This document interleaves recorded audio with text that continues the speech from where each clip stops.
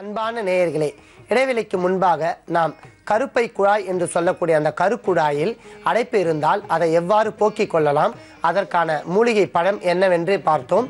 இப்போது அந்த மாதுளை என்கிற பழத்தை கொண்டு தாய்மை பேறு அடைந்து விட்ட பிறகு அவர்களுக்கு சதா காலமும் குமட்டல் வாந்தி ஏற்படும்.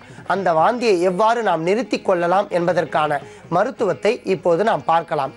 அதற்காக நாம் உதிர்த்து வைத்துள்ள மாதுளை முத்துக்கள் 50 கிராம், கற்கண்டு டைமண்ட் கற்கண்டு என்று சொல்லக்கூடிய சிறு கற்கண்டை நாம் 50 கிராம் அளவிற்கு எடுத்து வைத்துள்ளோம்.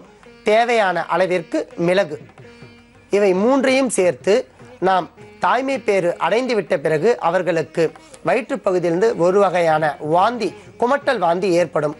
மசக்கை என்று சொல்வார்கள். அந்த சமயத்தில் அவர்களுக்கு வாந்தி வந்தால் பரிபூர்ணமாக தொண்டை பகுதியில் புண்கள் ஏற்பட்டுவிடும்.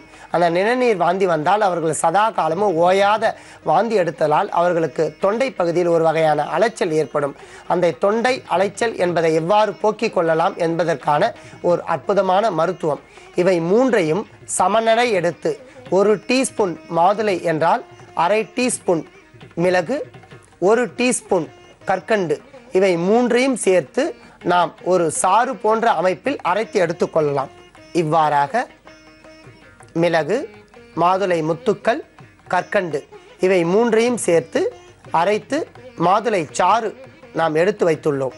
இந்த சாறை தாய்மை பேறு அடைந்த பெண்கள் அடிக்கடி வாந்தி ஏற்பட்டால் அவர்கள் வாரத்திற்கு ஒரு முறை மட்டும் இந்த மாதுளை சாறை தயாரித்து தினந்தோறும் 20 முதல் 25 மில்லி அளவிற்கு நண்பகல் வேளையில் குடித்து வந்தார்களானால் பூரணமாக அவர்களுக்கு வரக்கூடிய வாந்தி படிப்படியாக நின்றுவிடும். அற்புதமான ஒரு கைகண்ட சித்த மருத்துவம் இது. இதை அனைவரும் பயன்படுத்தினால் அவர்களுக்கு மசக்கை என்று சொல்லக்கூடிய அந்த சமயத்தில் வரக்கூடிய வாந்தி பூரணமாக நின்றுவிடும். இந்த மருத்துவத்தை தாராளமாக நாம் எடுத்துக்கொள்ளலாம். எந்த வகையான பக்க விளைவுகளும் இதற்கு இல்லை. பரிபூர்ணமாக வாந்தியை நிறுத்தக்கூடிய இந்த மருத்துவத்தை நீங்களும் பயன்படுத்தி பிறருக்கும் கூறும்படி கேட்டுக்கொள்கிறேன். நன்றி, வணக்கம்.